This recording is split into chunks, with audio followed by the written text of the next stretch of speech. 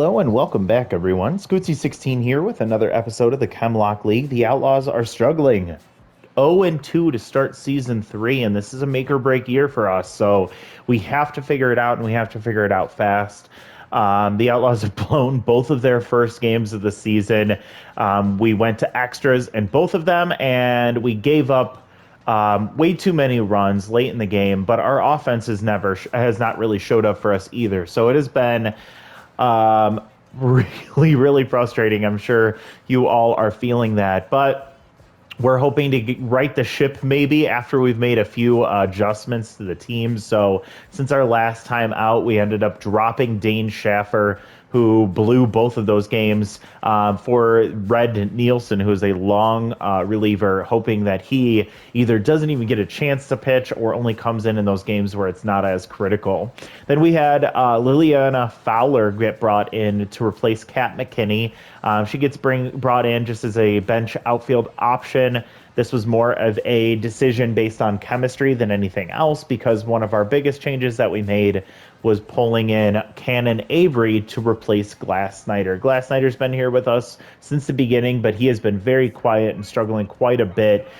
His defense has been pretty above average, better than I expected from him, but the offense has not been there, and so we look to make a couple of adjustments here and hoping that can fix things for this team.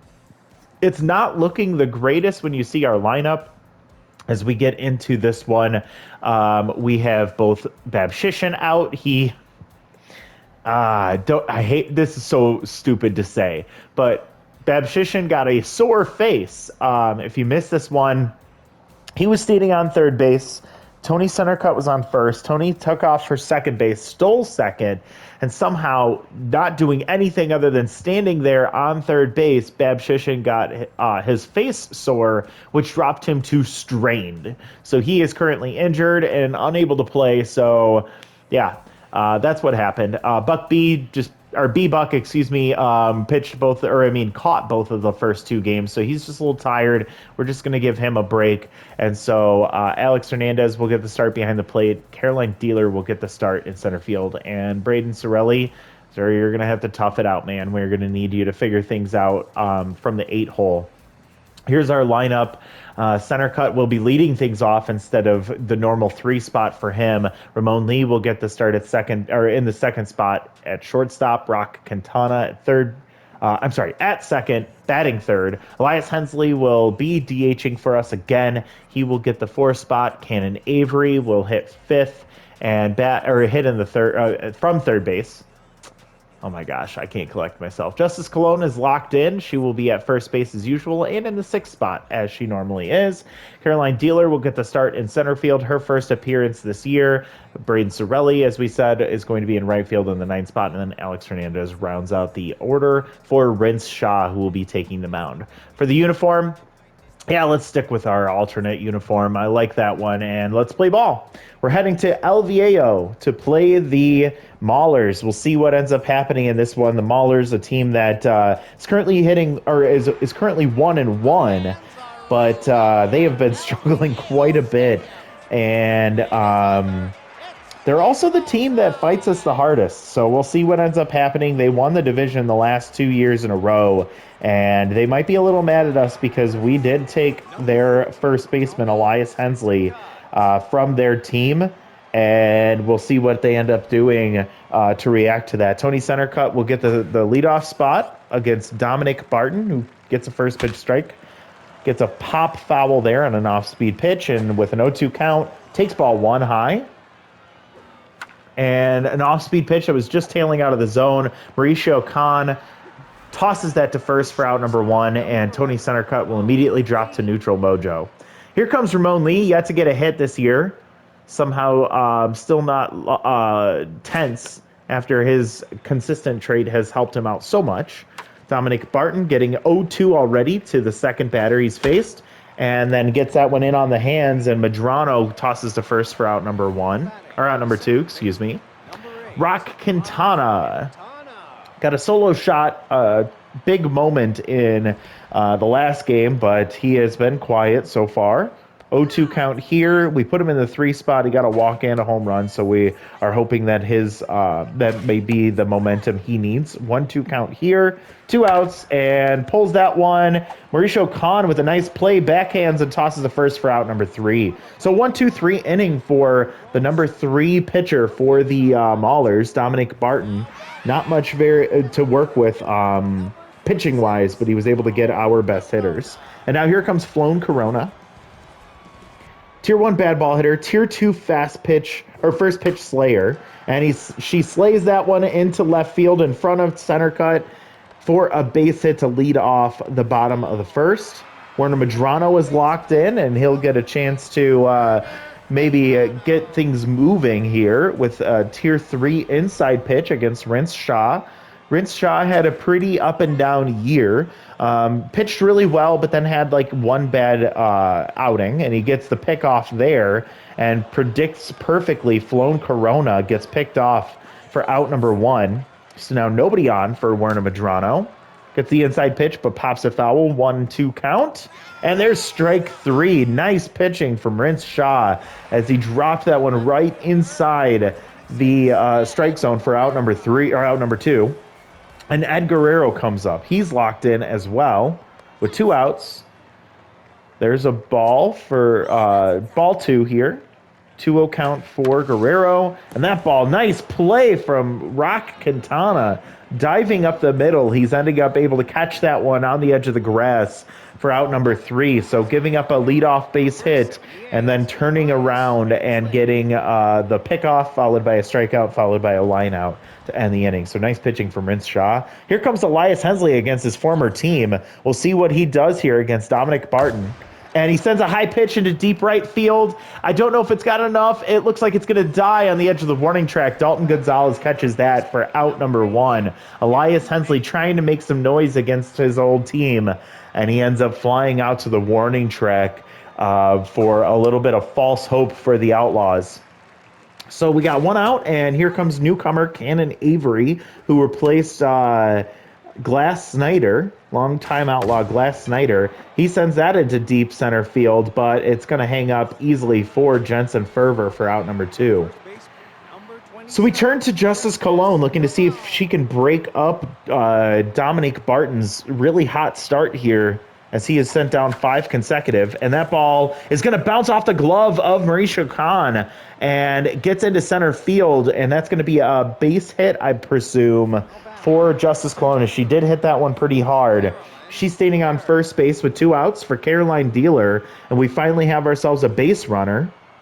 We'll see what Dominic Barton does to respond to this. And Caroline Dealer takes the fastball, but swung late, and it tails just foul out down the left field line. So she saw what she was looking for, but didn't time it up just right. And then she grounds out slowly to Medrano for out number 3. So could have had something going there. Instead, we get the 2-out base hit from Justice Colon, as there was no error on that play.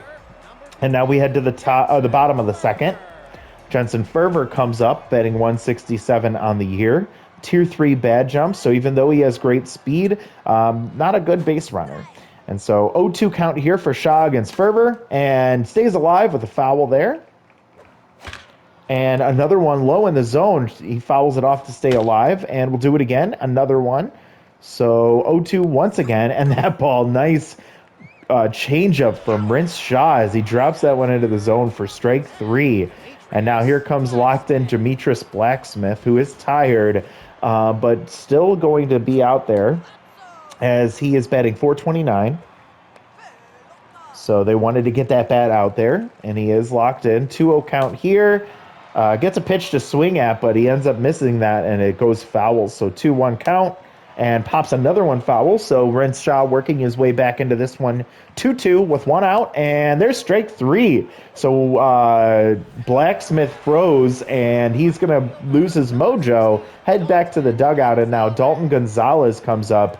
No hits yet in this one. He looks like a rookie.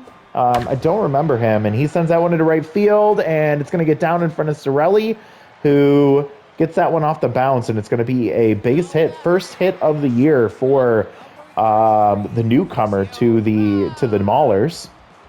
Mauricio Khan now comes up, dove for to try to make a nice play, but ended up bouncing off his glove to give up that hit to Justice Cologne. Didn't mean anything. Good speed over there at first base. And that ball is going to get hit into center field. A nice simple single for Mauricio Khan. And it's going to be first and second with 2 outs for former Outlaw Pavla Kirk. 250 on the year. Tier 1 contact versus lefty. So no matter where she goes, she just can't get that boost.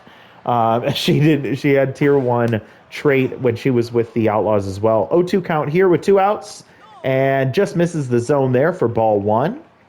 Rince trying to get out of the jam, gets a foul there, so 1-2 count again.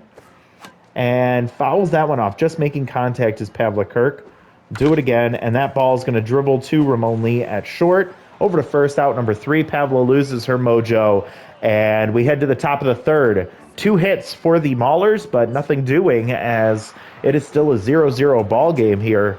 Outlaws will turn to former leadoff man Braden Zarelli batting, 125 on the year, currently tense, needs to right the ship, and we're hoping he could potentially do it from the bottom of the order. 1-1 count here for Barton against Zarelli, and we'll see tough out activate now. Dominique Barton, 2 innings and only giving up 1 hit so far. 2-2 count here for Zarelli, and takes ball 3 low, so full count now. Walk prone activates, it's only tier 1.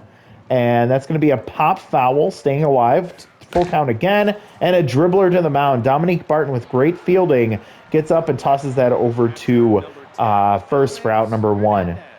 Alex Hernandez, a spot starting backup catcher with tier 1 Mind Gamer and tier 2 first pitch Slayer, sends one into right field for a 1-out base hit, and we will turn to the top of the order, starting with Tony Centercut with 1 out and 1 on. Grounded out to lose his mojo his first time up, and we'll see what he does here. Runner takes off immediately on the hit and run, and hung out to dry is Alex Hernandez. 0-2 count here for Centercut, and he has to swing at that one, and it's going to be lined out to first. So what the fuck? Is this stealing, this base running decisions? Is this the Outlaws? Is that like their trait, their hidden trait or something like that? Is there something to this off, like the base running aggressiveness? Because I don't know if I've ever seen a AI team be so aggressive on the bases as this Outlaws team has. Ball sent to left field and hung up for Tony Centercut, out number 1. So freaking frustrating. Why is your catcher taking off for a second? I know it's a hit and run, but Tony got stuck on a pitch that was just way out of the zone. I don't think you need to manufacture any hit and runs or anything like that when you have the top of your order coming up with 1 out. But who am I, right? Braden Sorelli catches that one against the wall in foul territory, so that's out number 2. And Werner Medrano, who struck out in his last at-bat, is now back to neutral mojo, but still has tier 3 inside pitch. So Rince Shaw will try to be very careful here about where he puts these pitches. He's currently locked in, and that is not an inside pitch, but it goes oppo, and that's going to get out of here. So Werner Medrano struck out his last time, decided to kind of go back and watch the tape, it looks like, and he figured out what Rince Shaw was doing, and he turns on one, sends it to right center field for a 4-11, his first home run of the year, and that gives the Maulers a 1-0 lead. And now here comes Ed Guerrero, 0 for 1, and no longer locked in himself, and he swings at the first pitch he sees, and it goes foul. Stays away, and that one's going to stay too far outside. And that ball's going to be popped foul as well. So 1-2 count with 2 outs. And getting him striking out, Rince Shaw gets out of it, but he does make a mistake against the Maulers, and it costs him as he gives up a solo home run to Werner Medrano, and the tie has been broken here through 3 innings. The Maulers take a 1-0 lead, and now 2, 3, 4 hitters for the Outlaws, and kind of at a loss here right now. Dominic Barton is locked in. Gets a pitch that was way too low, called a strike. And there's Ramon Lee sending a charge into that one, but way ahead of it and pulls foul. Had the distance, but way too early. And pulls that one foul as well. So 1-2 count again against Lee. And he gets one into center field. Ramon Lee with a base hit. Everybody, Ramon Lee with a base hit. And he finally is able to get on base. And he will be standing on first with no outs for Rock Quintana. High pressure situation here. 0 for 1. Tier 3 off-speed hitter. And gets a fastball, pushes a foul. 0-1. Dominic Barton no longer locked in. That ball sails high, so 1-1 count for Rock. Takes ball too low and inside. And pops an off-speed pitch up into left field. It's going to hang up, and that's going to be an easy catch for Ed Guerrero for out number 1. Retreating back to first is Ramon Lee, and we saw that mojo boost for Barton, so he is back to locked in against Elias Hensley. He did hit one very hard to right field, but it died at the warning track, so we'll see if he can find a pitch there. Takes a first pitch strike. There's a fastball. He sends up the middle, so it's another base hit for Elias Hensley. He's starting to find his groove, and so with 1 out, we have runners on first and second for number 5 hitter Cannon Avery. He grounded out to short his last time up. He's going to see what he can do to try and help out his new team. Takes a first pitch ball. And that ball nubbed off the end of the bat, and that's going to be a 4-6-3 double play. Cannon Avery grounds out to second base for the double play to end the rally. And the Outlaws do not score once again. They head to the bottom of the 4th. Down 1-0. 4, 5, 6 hitters for the Outlaws, or for the Maulers against Rence Shaw. And Tense Jensen Ferver gets his first pitch. He sends it up the middle for a base hit. And he's back to neutral mojo. Demetrius Blacksmith froze on strike 3 last time up. He's going to look to see if he can make some adjustments here. Rence is back to neutral mojo. Bad jumps activated at first base, so we don't expect him to run. He's got good speed on a base hit. 1-1 count here for Shaw against Blacksmith. Pulls that one foul, so 1-2 count.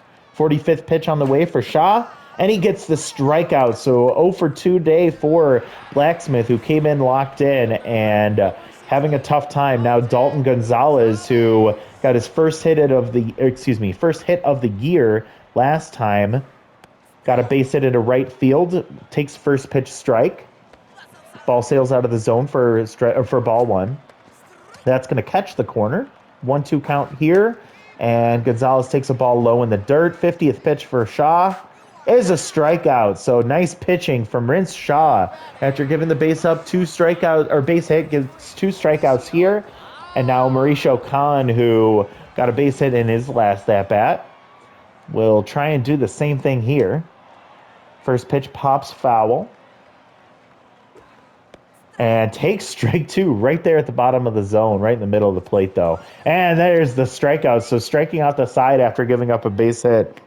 Rence Shaw has been very, very good today, outside of just one mistake. And he is hoping that his offense can help in some way. We'll see what happens here as Justice Colon sends one off the end of the bat into center field for a base hit. So a little rally to start the top of the 5th. Caroline Dealer trying to do something. She did hit a fastball hard, but just late, and it went foul. So maybe she can do something here against locked-in Dominic Barton. 1-0 count. They check on the runner. She's back safely at first. She does have really great speed. She might decide to take off, and she's picked off, trying to steal second. Mauricio Khan is going to try and chase her down, tosses back to Cortez. Out number 1. Caroline Dealer swings through a strike. Takes strike 2. Dribbles 1 to first. Cortez over to first. Out number 2. Braden Sorelli comes up. Tense still. 0 for 1. High pressure. Locked in Dominic Barton.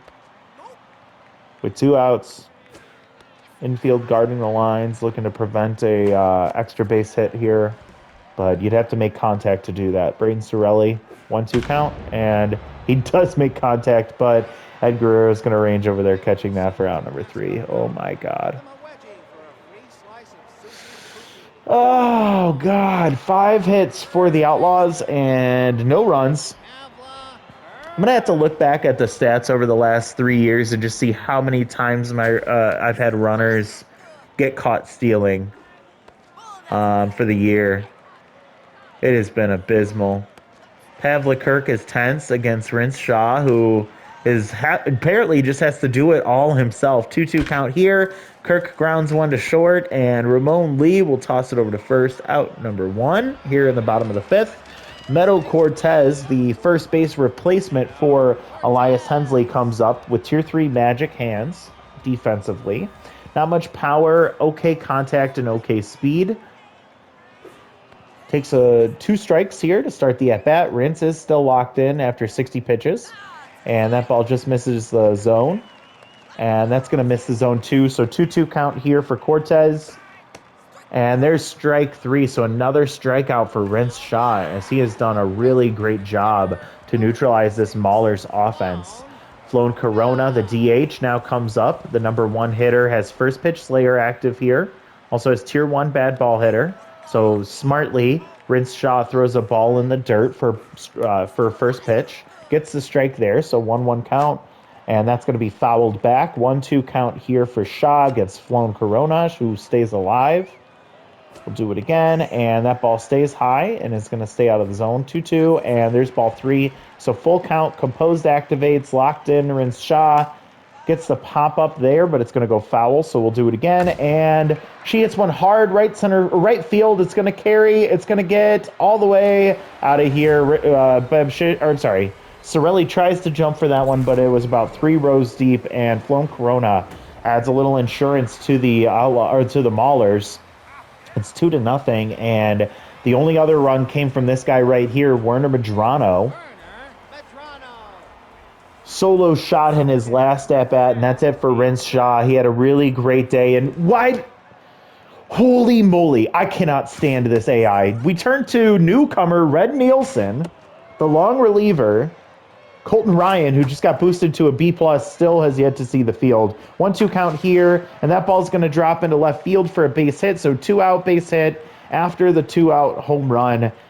And Werner Medrano back to locked-in mojo for best hitter on the team, Ed Guerrero, who's been playing left field today. Tier 1 stimulated and dive wizard.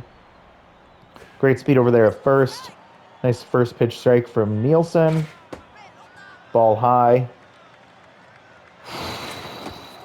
Gets a strikeout, or strike swinging there. 1-2 count, 2 outs, and doesn't chase low. Ed Guerrero looking for a pitch to drive. And takes strike 3. So Nielsen does come in and do a good job, but in order to try and get a win here, the Outlaws are going to need to score 2 runs, going 9-1-2 here, starting with Alex Hernandez, who did get a hit in his first at-bat against Dominic Barton, who's locked in, looking for the complete game. Heard that before, haven't we? Get a first pitch strike here. That ball sails out of the zone. Mind Gamer is activated for Alex Hernandez, and he sails that one to center field. Catching it for out number 1 is Fervor. So we're down to 2 outs left to work with, 2 runs left to score, and Tony Centercut, who's 0 for 2 today, the former All-Star, the former Rookie of the Year, the former MVP, will take a fastball for a first pitch strike. Ball sails inside, 1-1 count. And Tony Centercut, it looks like it's going to get foul as he hit that ball very hard to left field. We've had a few of those in that corner, and we've just mistimed it. And he gets underneath that one. It's going to pop up into foul territory, and looking to get that is Cortez for out number 2.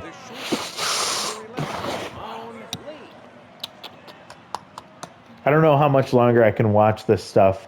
I'm so glad this is a make or break year for the Outlaws. I can't believe we've made it to the championship 2 years in a row, and this is what we put out on the field for year 3. 1-2 count, 2 outs. Dominic Barton looking to finish off the Outlaws here. Going for the complete game shutout. Full count now for Ramon Lee. Walk prone activates, and Ramon Lee swings through a fastball right down the middle, 88 miles an hour. Too fast for him, and the Maulers win 2-0. We just got shut out by their number 3 starter.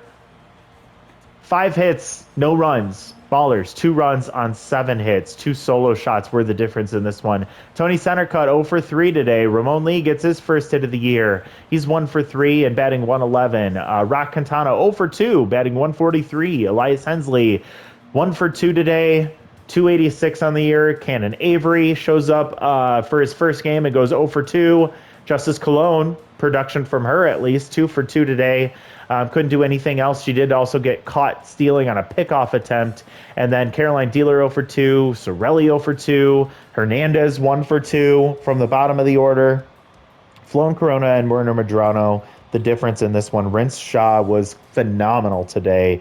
He gives up 2 solo home runs, but he struck out 8, 6 hits, 4 2/3 innings. Red Nielsen, the newcomer, gets 1 out after giving up a hit, and 9 strikeouts for the Outlaws pitching against Dominic Barton. Dominic, who went 6 innings, complete game shutout, gave up 5 hits, 1 strikeout. He gets the win.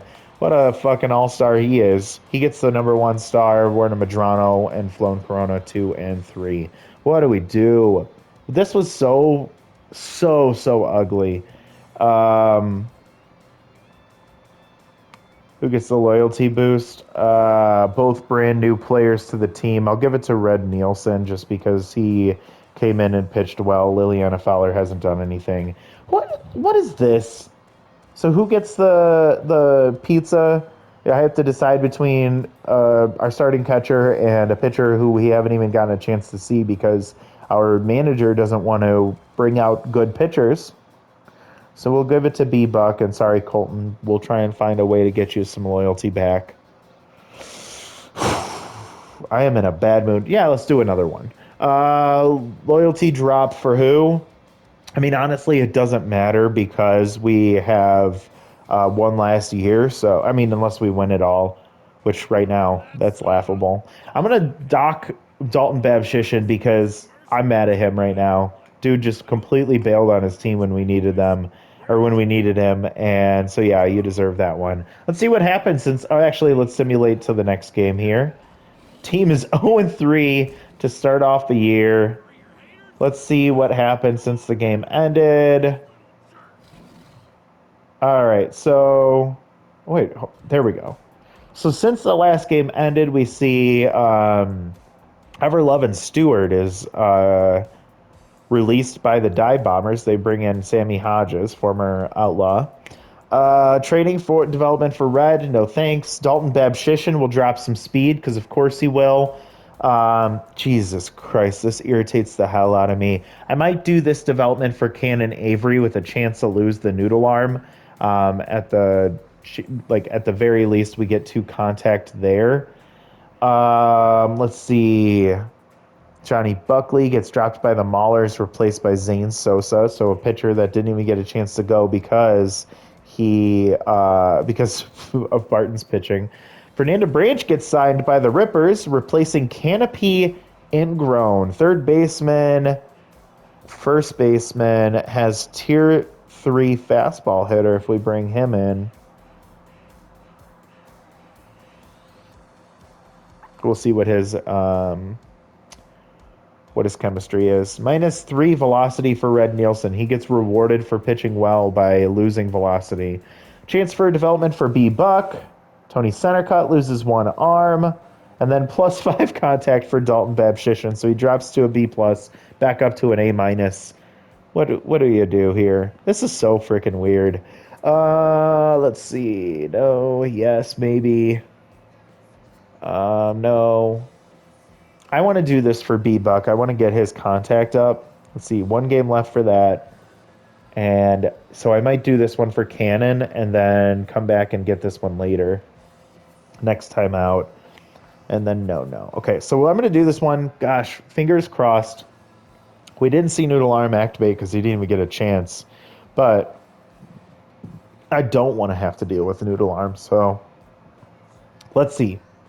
Cannon Avery, +2 contact to 78. Chance for +5. We don't get it. Can we lose Noodle Arm? We do not lose Noodle Arm. So unfortunate, but that's the way it goes. So win 1 game, we'll do this one for B-Buck. Get his contact going a little bit. And let's see. We just looked at who was it? Where are you at, buddy?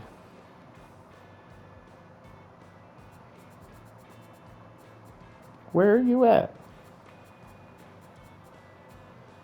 Canopy Ingrown. There he is. So he's scholarly. We couldn't bring in a scholarly unless we replace a scholarly, which is what Saul Ferguson is. But this would be a downgrade in everything but arm. Can only play first base. We really have to keep Saul Ferguson because he is an infield option from all three positions. So we need that on the team. Braden Sorelli is not going to be playing our infield positions. I don't want to see that. So that's what we're working with. I guess I'll give him a star just in case. Oh boy. This is so depressing, guys. I don't know what to do. I don't know what to say. Pitching has been pretty solid overall. We saw us give up those extra runs in the seventh inning of the Burners game, which that was some fluff. But we were tied 3-3 at that point. So through 6 innings in 3 games, we've given up a grand total of 3, 6, 7, 8 runs, and we've scored 5 runs. Rinse shot and deserve that loss. All right, well, that's what we're doing. Oh, I am curious what we can look at. So caught stealing, 1 for Sorelli, 1 for Justice Cologne, 1 for Dalton Babshishin, and 1 for Alfredo Levine. In season 1, we look at the season 1 playoffs, and we had Dalton Babshishin caught stealing 4 times. Braden Sorelli caught 3 times, and Giovanni Mays got caught stealing once. I think that was a hit and run. So if you're keeping count so far, that's 8 in the playoffs in season 1, and then 9, 10, 11, 12, 12 in the season or for all of season 1. Then season 2, center cut got caught stealing twice, and Justice Cologne got caught stealing once. So 12, 13, 14, 15. And then in the playoffs, 1 for center cut, 3 for Babshishin, 1 for Cologne, and 2 for Sorelli. So we were at 15, and then we add up to 22 through season 2. And already this season, Tony Centercut once, Quintana once, Justice Cologne once, Alex Hernandez once, Babshishin once, 5 already this season. So I had 22. We're at 27 through 3 years of bases caught stealing. And I believe Tony Centercut did steal 3 bases in game 2, which is kind of crazy. So, oh my goodness. 27 times in 3 seasons. And we're only 3 games into season 3. Embarrassing. That's what I'm saying, though. Like, this isn't just feeling, that's data to back it up. All right, that's all I'm gonna have. I got for you all.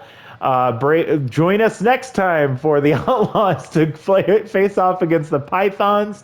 We will be bringing number 4 starter Lily Dubs to the mound against Bo Fernandez, and a familiar foe, the Pythons, looking to see what they can do to extend their record to 3-1. We are just trying to get out of the loss column here. So we'll see what happens next time. Thanks for joining. Hope you all had a good one. We'll talk to you next time. Bye, everyone.